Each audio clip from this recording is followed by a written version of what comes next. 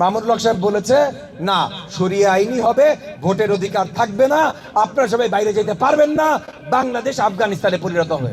আজকে যেই দল বা যেই জোট বলছে যে আপনাদেরকে তারা জয় হইলে ভোট দিতে দিবে না, আপনাদেরকে তারা জয় হইলে আমাদের মা বোনদেরকে বাসার বাইরে যেতে দিবে না, তাদেরকেও কিন্তু রাজনীতি বন্ধ করে দেওয়ার ব্যবস্থা আমরা করতে চাই না। উদারপন্থী গণতন্ত্র মানে সবার কথা বলার স্বাধীনতা থাকবে। সেই কথা আমার পছন্দ না হইতে পারে। কেউ যখন বলে, এই এলাকার একটা ক্যান্ডিডেট যখন বলে ভোটের অধিকার আর রাখবে না, এই কথা আমার পছন্দ হয় না। কিন্তু কিন্তু সে বলতে চায়, বলুক, তার বলার স্বাধীনতা আমাদেরকে দিতে হবে। যতক্ষণ পর্যন্ত আপনাকে আক্রমণ করে কথা না বলছে, যেমন মনে করেন কেউ যদি বলে মন্দির ভেঙে দাও, মাজার ভেঙে দাও, দরগা ভেঙে দাও, চুরমার করে দাও, এইটা আক্রমণাত্মক বাণী, হেট স্পিচ, এইটা আমরা মেনে নিব না। তবে দুঃখের সাথে বলতে হয় ভাই, অত্র এলাকা ক্যান্ডিডেট আছেন, তাদের মধ্যে এই ধরনের কথা পরিষ্কার 5ই আগস্টের পর আমরা শুনেছি। যারা এখন বলছে যে তারা নিজেরা মাজার পাহারা দেবেন, বাংলায় একটা কথা আছে, শেয়ালের কাছে মুরগি বর্গা দেয়া। এরা হলো এই জাতীয় লোকজন, এদের কথা বিশ্বাস করা অত্যন্ত মুশকিল। তাই এগেন যেটা বলছিলাম যে আমরা একটা সংকটপূর্ণ মুহূর্তে আছি। আমাদেরকে ভোট দিবেন কারণ আমরা আপনাদের জন্য কাজ করি, আমাদেরকে ভোট দিবেন কারণ জাতীয় পর্যায়ে আমরা কাজ করি, আমরা আপনাদের জন্য ফ্যামিলি কার্ড, বেকার ভাতা, হেলথ ইন্স্যুরেন্স সবকিছু নিয়ে আসবো।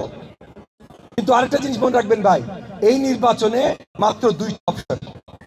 একদিকে উদারপন্থী জাতীয়তাবাদী গণতন্ত্র, উদারপন্থী গণতন্ত্র যেটার ধারক ও বাহক জাতীয়তাবাদী শক্তি, যেটা নেতৃত্বে আছে বাংলাদেশ জাতীয়তাবাদী দল, ইনশাআল্লাহ আগামী প্রধানমন্ত্রী জনাব তারেক রহমান।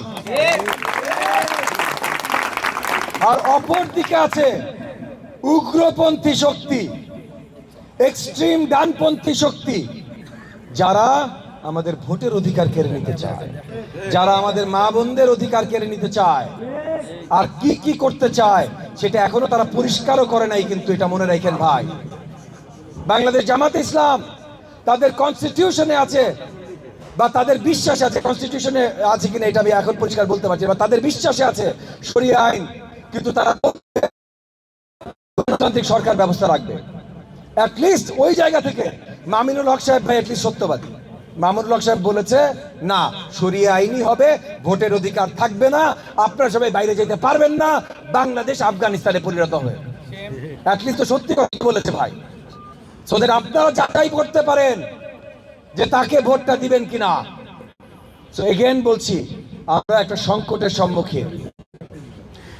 আপনি আপনার ভোটটা কোথায় দেবেন সেটা গুরুত্বপূর্ণই, কিন্তু আপনার আশেপাশে সবাইকে জানাইতে হবে তাদের ভোটটা কোথায় দেওয়া উচিত।